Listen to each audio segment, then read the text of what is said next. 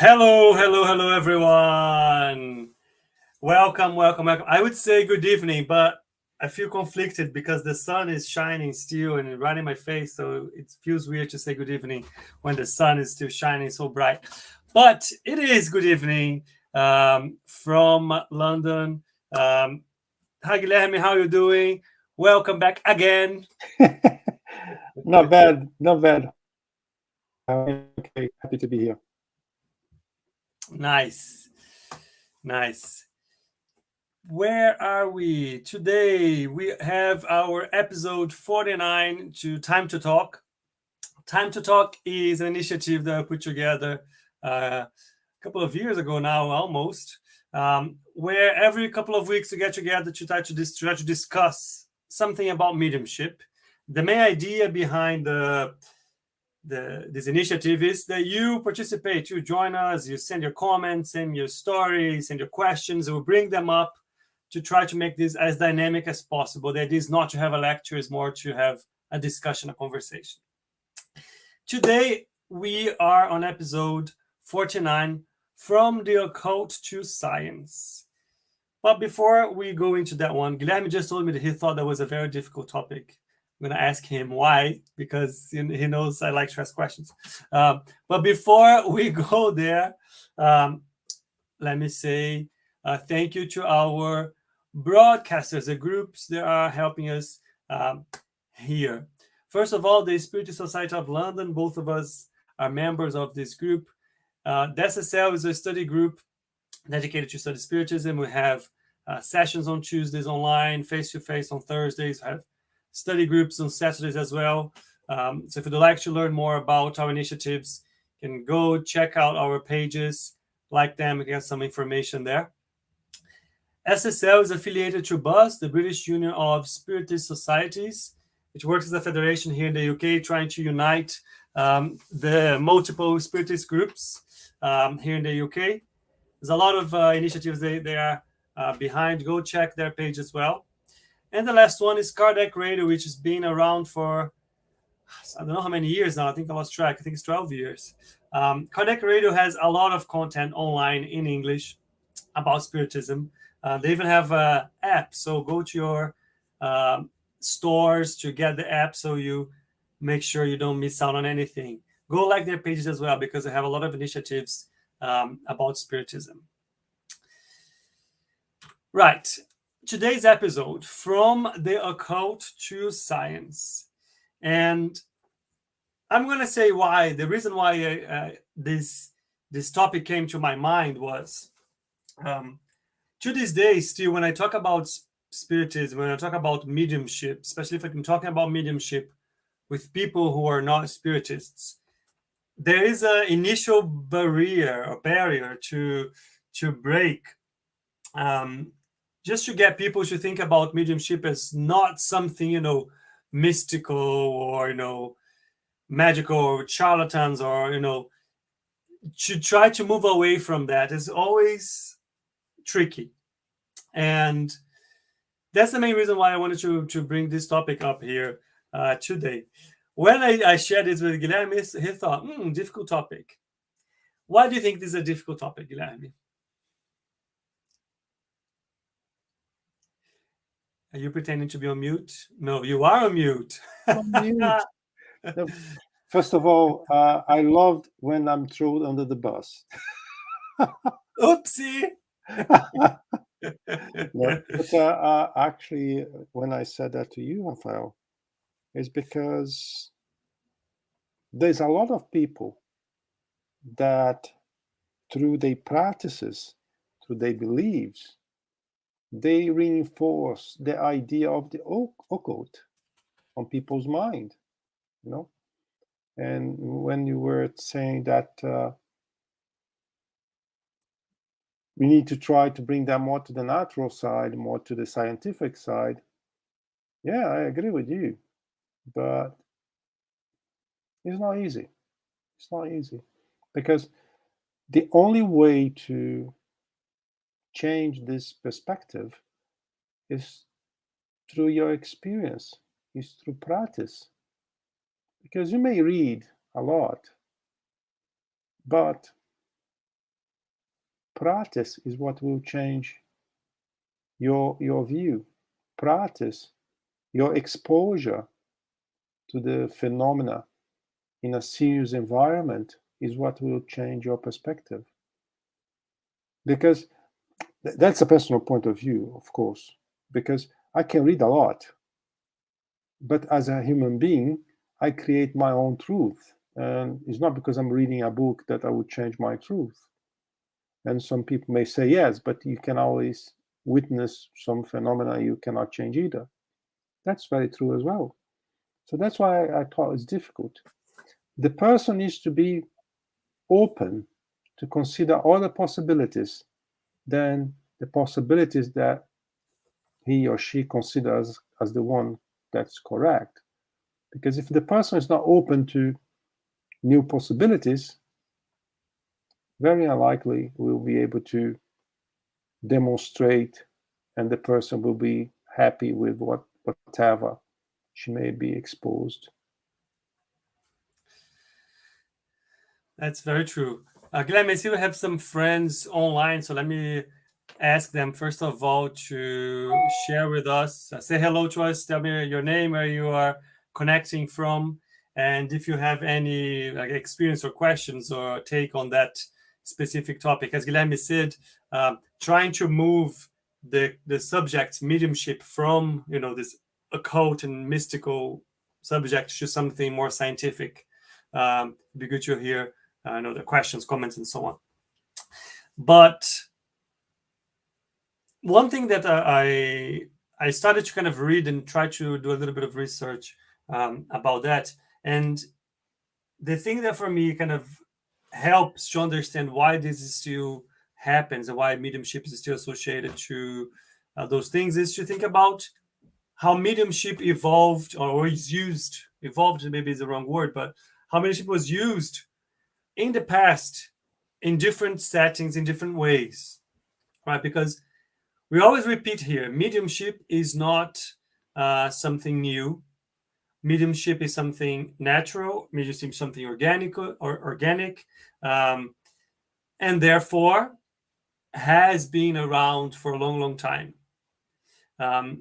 And in many occasions in the past, many passages that we hear about and so on, in fact, they might have been, or probably they were, mediumistic phenomena. They are just not seen that way. I mean, I'm gonna just quote here one of the main ones. I think we read a message that the Kardec received from Joan d'Arc. Joan d'Arc is probably one of the most known characters in history about everything that she went through and the revolution that she led and the persecution that she suffered. And she comes back afterwards, after she passed away, to explain that in reality, all of those visions and inspiration and the guidance and instructions and that she received, that led us, she claimed that was what gave her the direction in terms of what she needed to do. We find out that they were all messages that she was receiving from spirits, from mentors, and so on. And in reality, it was just a very skilled, maybe that's not the right word, medium that was receiving those visions and hearing those voices and so on through mediumistic phenomena. And that's just one example, right? There's there are many others in history. But over time, what happened is this ability of seeing things or talking to spirits, it was deterred from its original intention, its sole intention, and it became something, in many cases, in many societies and so on, something commercial, something that people would use for material benefits, and the mediums themselves started to use it as a way of receiving income, like selling their skills, their abilities. And I think that's probably the center of how things became associated to something negative or something from the occult or mystic. And there's only one way that we can move away from that into understanding reality, what is behind mediumship. And that is study. Another thing that we repeat a lot here. We always talk about studying it. And we will talk a little bit about that, but that was exactly how Kardec and other not famous, but like important spiritist names studied the phenomenon. My question to you, Guilherme, is when you started to study a bit more about spiritism, how did you bring this element of science to the center of how you study things, to the center of how you explain things as well? Because I'm fortunate enough to have conversations with you, and then you always bring back that element of, okay, but how do we know that this is true? How do we know that what's behind this? Or how do we know that the reference where the explanation comes from is trustworthy? So how do you take that for you? Rafael, I think everything started when I start not to accept the miracles. I start not to accept magical events or unique events. When we think about the universe, everything's perfect. We must have some laws and principles behind all of it. Perhaps we don't even know. By the way, we don't know all of them yet, but must be a reason behind everything. And if there is a reason about something that we see and we don't understand, that's, to me, science. Or at least through science, through scientific methods, we will be able to at least elaborate theories and to understand better what is behind all of it. Spiritism is a philosophy, but is also a science. The method used by Kardec was scientific. And many people may think, well, how is scientific? Which instruments they have used? Well, science is not only made by instruments, it's also made by principles, by analysis, by observation. And the only way I can feel the Spiritism can fulfill my questions is through the scientific side of it. Mediumship is no different. Well, there are two options. Or I'm crazy, or there's something serious, and there is a law behind the mediumistic phenomena.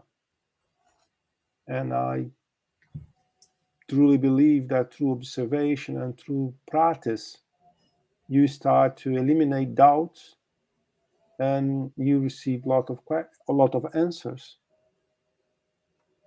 I'm not sure if I answer your question, but that's the way I see. You did. I think you helped.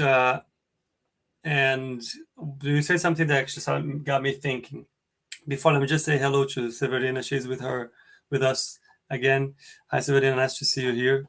There are two things I think that are important to kind of move away from the association of mediumship and the mystical as a mystical subject. The first one is the understanding and analysis that the mediumistic phenomena is true. It happens, right? And that is the first one.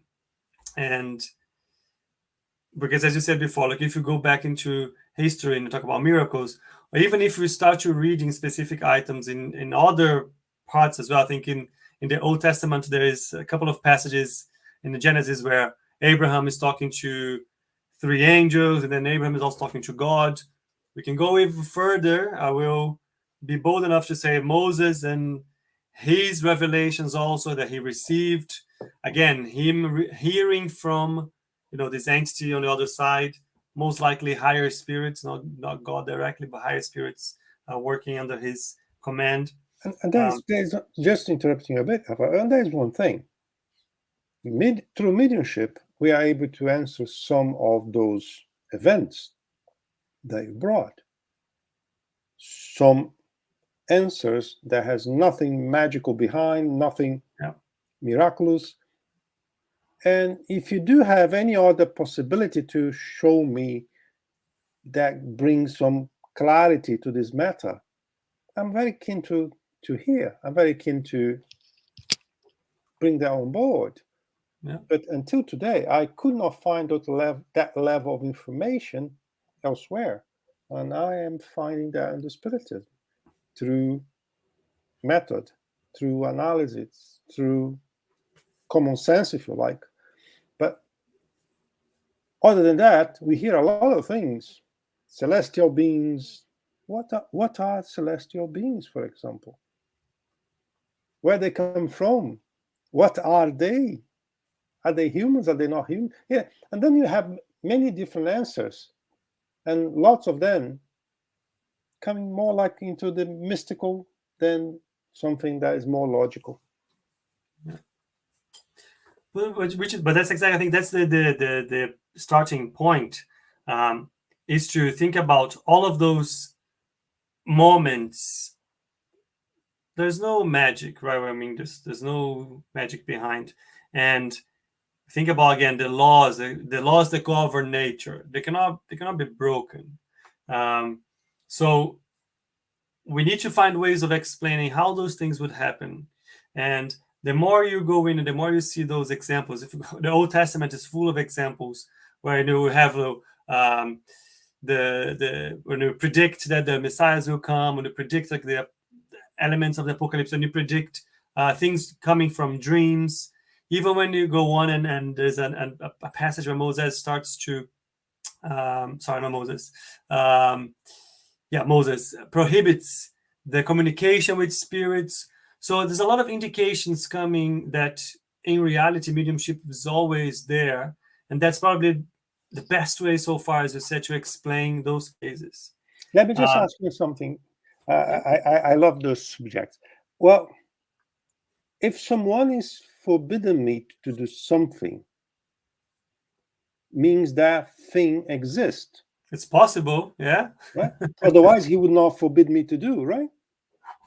Mm-hmm. How can I forbid you to do something that does not exist? So, through every creed you may have, you have things like that. You're using Moses, going to the Bible, but there are others. You have plenty of examples like that. The thing is, just thinking about it doesn't help.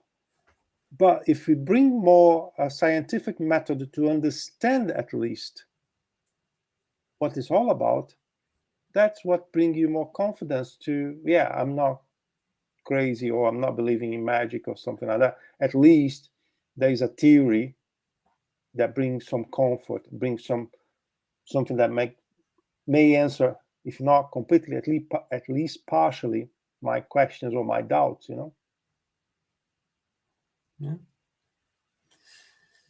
I go further. I go out of the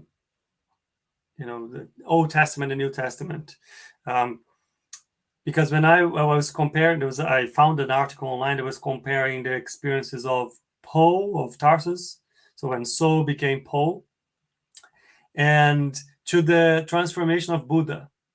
And Saul, which was Jewish, I can't remember like the names in English anymore, but it was Jewish, and he had to go through this extremely long and painful transformation in terms of awakening and reflection, even to the point where he had specific visions and conversations with Jesus when Jesus was clearly not physically there where he was, and he saw other things. So he was there was revelations given to him. There was clairvoyance to a certain point given to him, in terms of not clairvoyance, but being able to look at the future a little bit. Anyways, there was all those elements that can be explained a little bit with the elements of mediumship. And now, when I started reading about the comparison between Poe and Buddha, because Buddha also went through a big transformation. He was a prince, and then he decided to leave everything behind to go into this journey for knowledge and elevation. And there's a specific moment. Well, there's a lot of experiences in that journey, but there was a specific moment that is described where Buddha was sitting under this tree, and in a moment of meditation, where he finally kind of broke the barriers of his physical containment, let's say, and he entered a special state of conscience. They allowed him the comprehension of the universal order of things. So again, we also come to this element of another figure in a specific moment where they are able to access ideas and clarification and so on in a specific state where they can go beyond their physical limitations, let's say. As I said, so if you look in history, you'll see many other cases where mediumship could explain what is happening there. Now, when we start to look into Spiritism and understand the history of Spiritism, you see that mediumship, again, is at the very core of Spiritism, because it was through mediumistic phenomena that the interest, that sparkled the interest of these professors, scientists, and so on, to understand what was happening. And all started with physical phenomena, where tables were moving around and floated, and objects were moving around, and noises were being made out of nowhere. And if it stayed like that, it was fine. It was entertaining for a little while, but then it wouldn't go anywhere else. People would think if there was some sort of a trick behind. But then, when the experiment started and people that were seeing those things started to ask questions to those flotating or moving objects, and the objects started to answer by ways of, knocking one for yes, two for no, and things like that. And then slowly we started to understand you could ask questions to these things, and they were giving the answers back. That's when the professors and scientists, they started to look into, okay, we need to understand what is happening here. Yeah. May I throw something here? Yeah. You talking in that sense, and I want to put that back into science. Nowadays, can we say that we still believe in Adam and Eve after all the discoveries from science? Well, I can't. I don't know. I'm just throwing the answer. Because if through science we manage to find there is no spirit, there is something else, I'm very happy to embrace. I'm very happy to see beyond what I believe, right? So through science, maybe in another 10, 20, 100 years, I don't know, we'll see that what we are saying is wrong. Or we may see that what we are saying is right. That's why I think it's important to have science, to have method in everything you believe. Because what you believe is not important. It's what you can prove or disprove, right? Because there's a lot of people that say, Rafael, I don't believe in spirits. I don't believe in mediumship. Can you prove they don't exist? If you cannot prove they don't exist, you can be right only 50%. of the equation. You cannot be 100% right because you cannot prove. So why I'm bringing that into that conversation? Because I think one thing complete another. What Kardec did in his time, he was not happy through turning tables or through something he did not know. So what he started to do? Questions. He started to investigate. He started to create a method. He started to at least he was trying to see beyond what everyone else was seeing at the time. So I think that is kind of mantra the humanity should have, Yeah. But that was exactly the point. I was watching a series. Can't remember the name of the series now. It was talking about our ability to question things, and I remember what it was. I'm reading the Gabriel Delan, and was reading one of the books about his investigations on materialization, and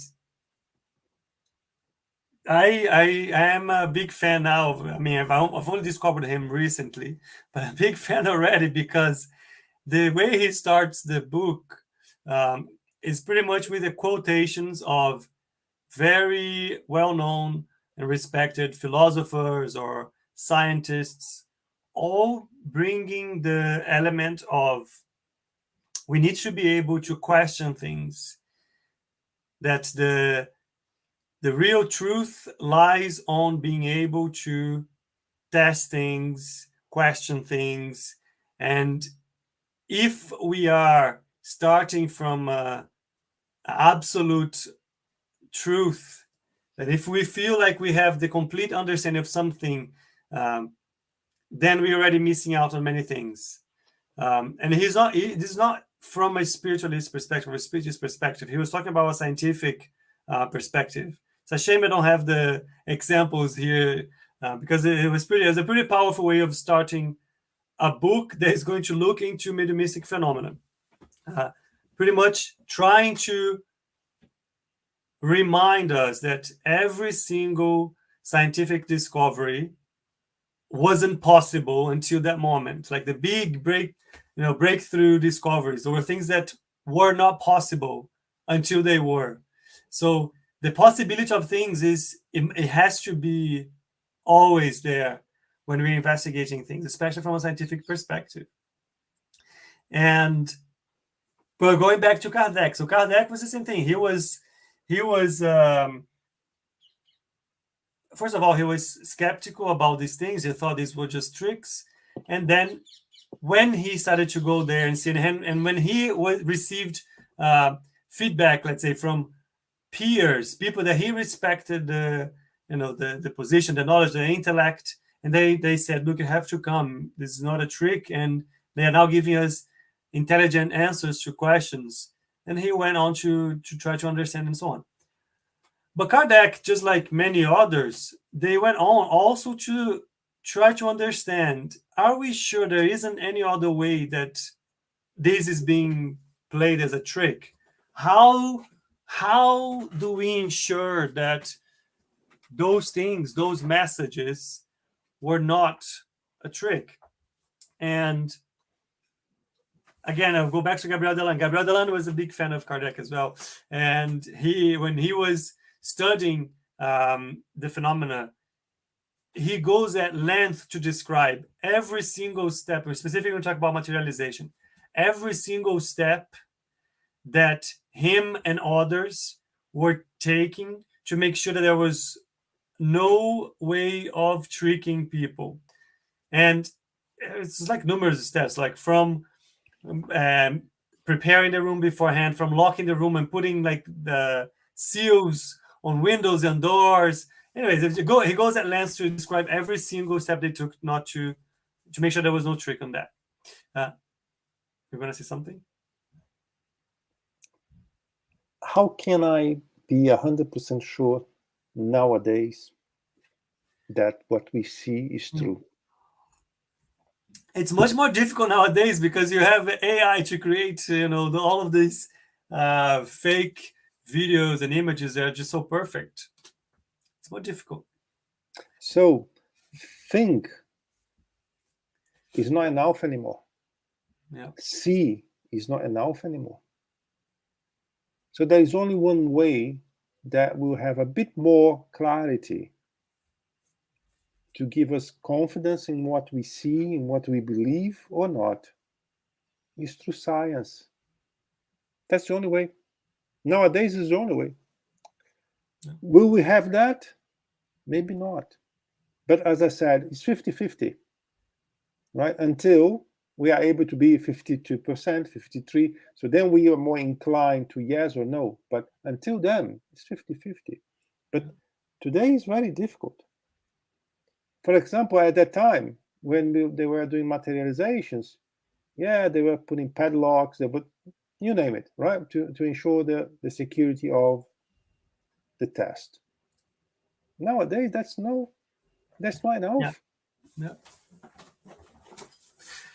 But I think that's also one of the reasons why it happened when it happened, because we had the conditions to have better controlled environments to ensure things were, happening in that specific way. But even because I go even further, because a lot of the work is Kardec did was receiving, sending out questions to different mediums in different parts of the world, receiving the answers, and collating answers to understand if the answers were the same or similar, and so on. So he was validating if a specific revelation that was being given at a specific time was coming from different parts of the world, from independent sources that had no knowledge of that specific topic, they could not talk to one another. Nowadays, you can't guarantee that anymore, right? Because of how interconnected we are. So even to replicate some of these things nowadays is a bit more difficult. You still can do it, but it's a bit more difficult. But in the end, when you start studying spiritism, when you start to seeing all at length all of the checks that the professors went through, professors, doctors. I don't know which other way to kind of talk about them in a more generic way, because none of them were professors. But in any ways, I'm going to call them professors because they were teaching us stuff, to make sure that the scientific method was behind the revelations that they were being given. And I think that's probably the trick in terms of viewing mediumship from a different perspective. Now, let's say we are here, and then something happens, have an experience, and a friend of ours says something, or even somebody comes to us and invites us, and then we, for the first time, start hearing about these things. How do we go about that? How do we go about trying to understand these things from a different perspective, and not rushing to just kind of say, oh no, this is just this doesn't make sense, or whatever it is. Rafael, to start with, I don't talk about it. If you make a question, then I'll try to answer with the little we know.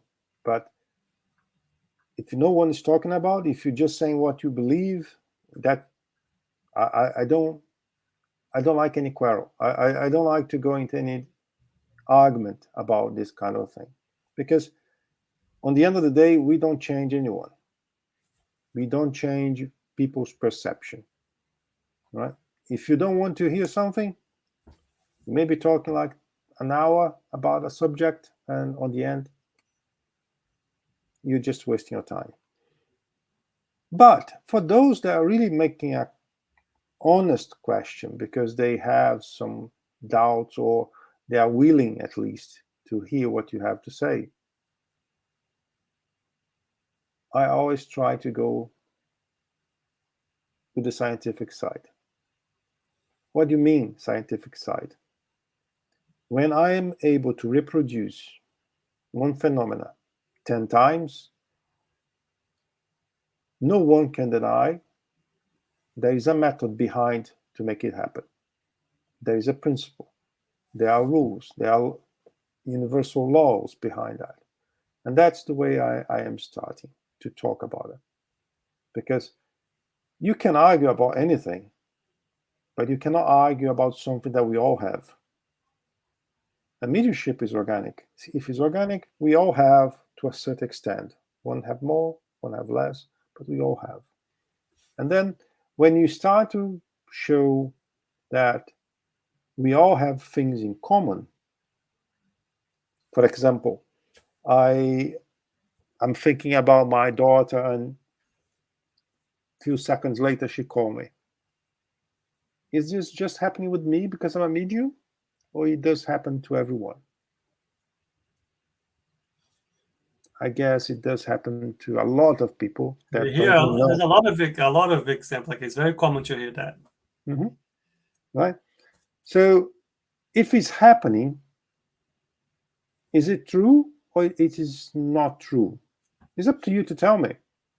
Because if you face that experience, do you want to take that on board and try to analyze how that is happening? Or do you prefer to believe that's magical? It's a coincidence? It's up to you. If you want to go on that avenue, good trip for you. But if you want to understand behind that, the possibilities that may are behind that event, then we have how to explain at least what we believe, what we see, what we have practiced doing. So that's my way to approach that kind of thing, because I don't see another way to do it. I really don't.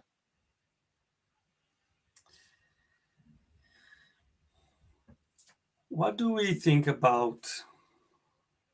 It's a difficult question. I don't know if you should ask that. I'm gonna ask anyways. How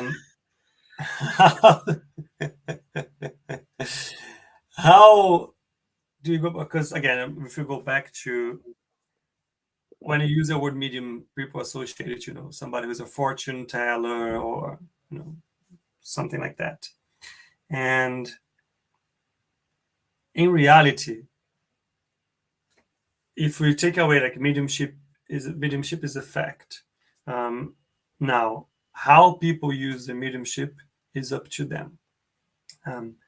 Some people use them, to tell fortune and so on, and charge for sessions and so on. And it's up to them to decide if that's what they need to do. And some other people might not even have mediumship, but they also trick people to make a living out of that. And I think one thing is that again, my memory is so bad, it's a shame. Because there was another phrase or example that it's not because you have a specific event or a specific phenomena and the majority of people are there just pretending, that doesn't make the phenomena not true, right? It might make these people tricksters and so on, but that doesn't speak for the phenomenon itself. It gets in the way of studying it and exploring it a bit better, and investigating and so on. But just because we have some people pretending doesn't mean that the people who have it are not there. There are ways to minimize that possibility, right? One of them is there is any financial compensation about mediumship? It's up to you if you want to go in the avenue, but me personally, I would go in a different direction, because everything that is money involved in this planet, we know what happened, right? So that's one simple way to minimize that. There are people that do that kind of thing, not for money, they do for different reasons. But if you go already doing something like eliminating the financial aspect, you already reduce the margin that you may encounter people faking it. There are also people that charge financially, and they are true mediums. They're also there too, right? So it's up to the person to decide which avenue they really want to go, really, But for me, mediumship is something we received for free, and it's something we must give for free. So I think there's also an element of when we talk about, and we mentioned this here before as well, when you're talking about how people are using their mediumship. And if you think about mediumship, again, we're reminded that mediumship is intermediary between the spirits that are on the other side and us here on the physical plane. Depend spirits, they have their priorities, their intentions, their plans, their habits, what makes them happy and tick. And there's an element, and there's a question that we need to we need to impose, which is, depending on the type of mediumistic work that is being done, what kind of spirits will be involved. And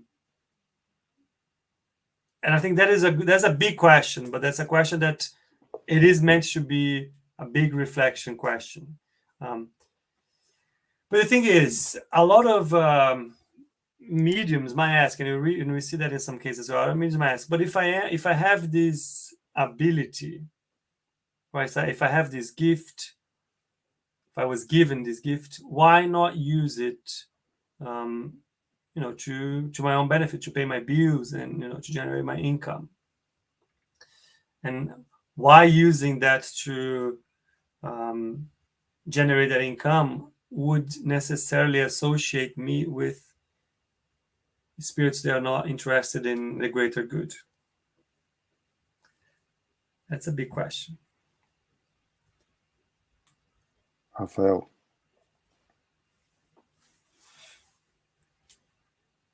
we should be paid by something that is a byproduct of what we do or what someone else does.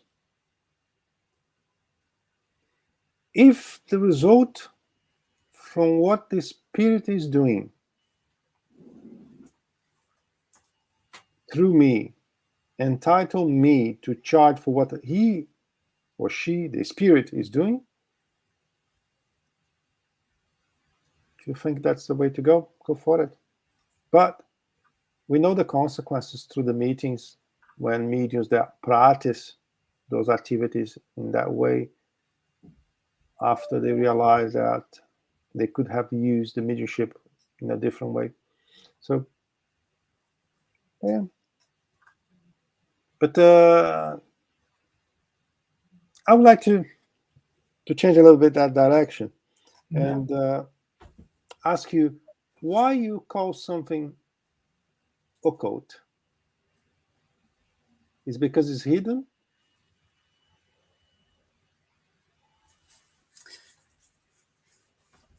Yeah, I guess it's because it's mysterious. It's a mystery, or it's like it's not wide. It's not in the open. It's not widely known. Let's say. Okay, so that means that only few people have been granted access to that level of information, like in some codes, like in some examples we saw through history, that just one group could have access to that level of information. Is that right? Suppose, yeah. So what is the best way to not consider mediumship more as an occult anymore? Is to publicize. Open it. Is to make it available to everyone. And sometimes even in the spiritism, there are people that try to narrow down the amount of people that can go to a mediumship meeting, narrow down the amount of training, the amount of studies for. But no, we need to study everything else. Mediumship is just for a little group. So Doesn't make any sense at all, right? So the best way to eliminate that is making available to everyone in a shape and form that the group or the person can understand. Because if I'm talking to someone that's PhD, he will be able to capture the information in a certain way. If I'm talking to someone with an average education, you need to talk with a different way. You need to present the same in a different way. Otherwise, it's very difficult to understand to both of them. If you speak in very simple language to the person that is too elevated, he may be in trouble to understand what we are trying to say too, And the other way is also true. If you speak too complicated words and too complicated methods to someone that does not have that level of education, like I don't, so it becomes too complicated. So we need to present what we managed to learn so far in a very simple way that everyone can understand. Everyone can make questions. Everyone can try to figure out, even by themselves, after that little introduction, what it's all about. I think that mediumship has been for too many years, decades or more, considered something that is too complicated. No, it's just for that group after you do like 20 years study or something like that. That does not help. That does not. I could not see that anywhere else. I could not see that anywhere, even in Kardec, saying that we should have that to a small group or only after study 20 years about the subject. I never saw that. You make a very good point about making access to this available to open it to everyone in terms of knowledge, but also in terms of just understanding how things work, how things operate, and being exposed to things. One thing that I think it's still, especially here in the UK, and you probably see that in other countries as well, is that the lack of knowledge and investigation in those things, I think, ends up not giving opportunity, even further opportunity for people to, ask things or access things and so on. How would you go about? How would we be able to help people then? I mean, if somebody's curious, interested, or if they're going through things and they've reached everything that they could have, all of the limits they had to understand that from, medical perspective or scientific perspective, to explore the mediumistic side of it. I always thought to have on the Spiritist Center specific studies about mediumship. Medium's book, obsessions, and topics related like perispirit, ectoplasm, and a few other things that are related to mediumship. So this is the first step. Make available to everyone that may want to join a kind of study. Don't need to be something massive, but a simple, humble study where people come and bring what they manage to understand, the questions, and people study together. I'm not talking about lectures. I'm talking about a simple study, really. This is the most important. The second thing that I always thought as well is to give opportunity to people to see the practical side of it.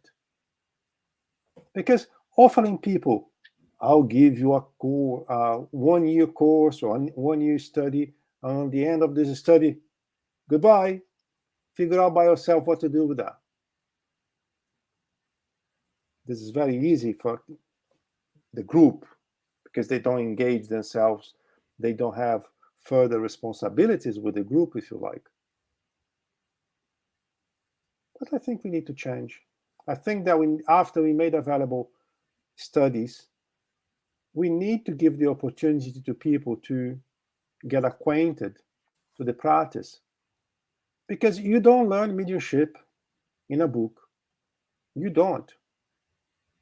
Like you don't learn your work only through books. You may learn the theories behind, you may learn part of what other people have learned. You need to put your hands on, otherwise you will not learn. It's like someone that finished the uni. I will ask anyone, which is the percentage of what you learn that you use on your first job? It's very little. The margin is very little. Through practice, then you start to see how things can be interconnected. And then, yes, the uni was very helpful to allow you to progress. But mediumship is the same.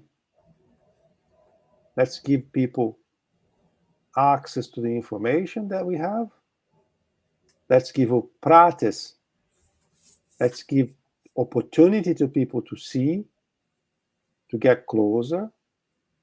And perhaps we'll find that some of them are ostensive mediums, some of them are not. And if we do find that, what are we going to do with them? Say goodbye to them as well? That's very simple. We need to give opportunities. I think that's the main key. Yeah. So I would recommend, I think we talk about the medium's book a lot here as well. And I think to Guilherme's point, I think that's one of the basic studies that people who need to go through. Or even if you read by yourself and you feel like you understood everything and you know everything, then you didn't read it properly because it's just. But I think that's the important element of the medium's book, and it brings it is that how much questioning and structure was behind understanding the phenomena. So to give an explanation on how things work, because it's just another phenomena in nature, just like any other biological, chemical, and etc. Phenomena. And so that's probably the one that's like, there you have the initial move from seeing mediumship as something occult to seeing something as something scientific, let's say. There would be more books on that, and as I said, I think I'm just learning about the learn a bit more. I mean, I knew about him, but I'm studying him only now. And again, I'm surprised by just in the introduction of one of his books of how much explanation he brings to the scientific method behind it, and the philosophical aspect of asking the questions and understanding what's behind some new phenomena that we need to investigate as, as a society, as individuals, as human beings. We are reaching the end of our session today, so I wanna, before I go to my usual announcements, I just want to ask if there's any final remarks, Guilherme, that you wanted to share.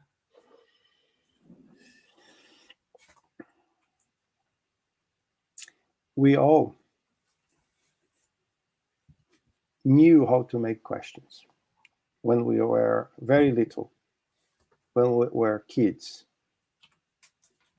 We asked why a lot. Another characteristic that we had is that we never accept a no as an answer. We could say, yeah, okay, no. Why? And mediumship is the same.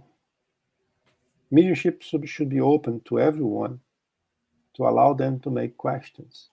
And if by any chance you received a no, or someone saying this is that, and forget anything else, make your question again.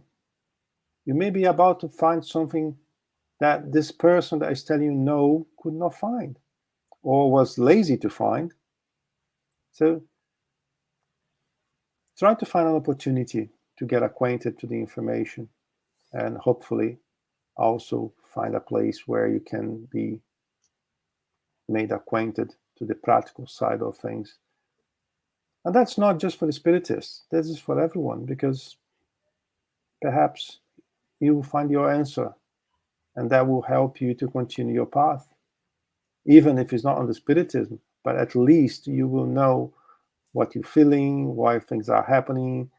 This is not hidden, it's not occult anymore. It becomes something more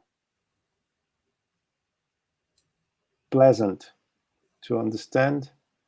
And yeah, I would give an incentive to everyone to at least trying to find information, dig out by yourself, or ask someone to help. But don't miss the opportunity. Very good. Thank you, Guilherme. Let me, with that, bring our announcements here before we close. I just realized I need to update these announcements because every Monday we have finished Astral City. We are now studying the next book, which is The Messengers, I believe. So we need to update this for the next one. But if you'd like to join us, I have the details there. Every Wednesday we have Spiritual Lights talking on specific different topics every week with different guests. So just check out Buzz page and channel on YouTube, and you'll be able to see what's coming. And then every Saturday we are offering the studies series of the Medium's book. So I have the details here. Feel free to join us. We are going step by step. But before I close, I see there's like a last minute question from Severina, which is a very good question. Her question is, can I practice mediumship alone? I will allow you to answer that, Guilherme.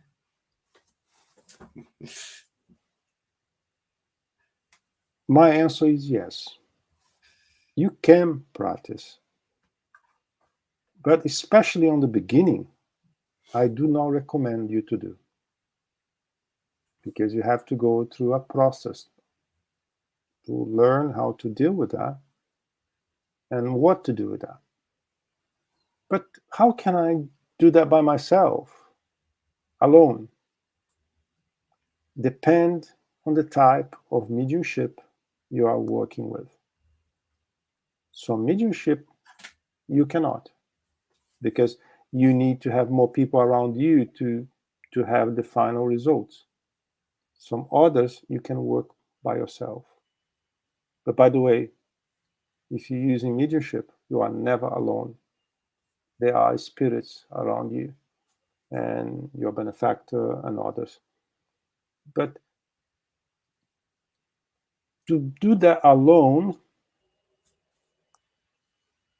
I would recommend only after you've been through what I call the learning process of mediumship. You need to have the minimum exposure, and you need to have the minimum development, safe development of a mediumship before you go on the avenue. Otherwise, you may take some risks, and as you will be alone, it's not recommended. All right? Very good. Sabrina, I'll just say you'll be very welcome to join our study groups on Saturday about the Medium's book, which is probably the main book to understand a bit more about the different ways mediumship works and influences in ways. So feel free to join us on Saturday. And with that, I'm going to close today's session. I want to say thank you very much for everyone. I see Denise also sent a message. Hi, Denise. Nice to see you here. Thank you, Severina, for your participation. And thank you, Guilherme, for being here with us again. Very nice to have you. And yeah, I'm going to finish. I'm going to leave you the slide with a QR code. If you have any questions or any suggestions, you can just post on if you put your camera on the QR code, it's going to open a form automatically. It's an anonymous form. If you don't want to identify yourself, you don't have to. And that is it. Thank you very much. See you next time. Ciao, ciao. Ciao, ciao.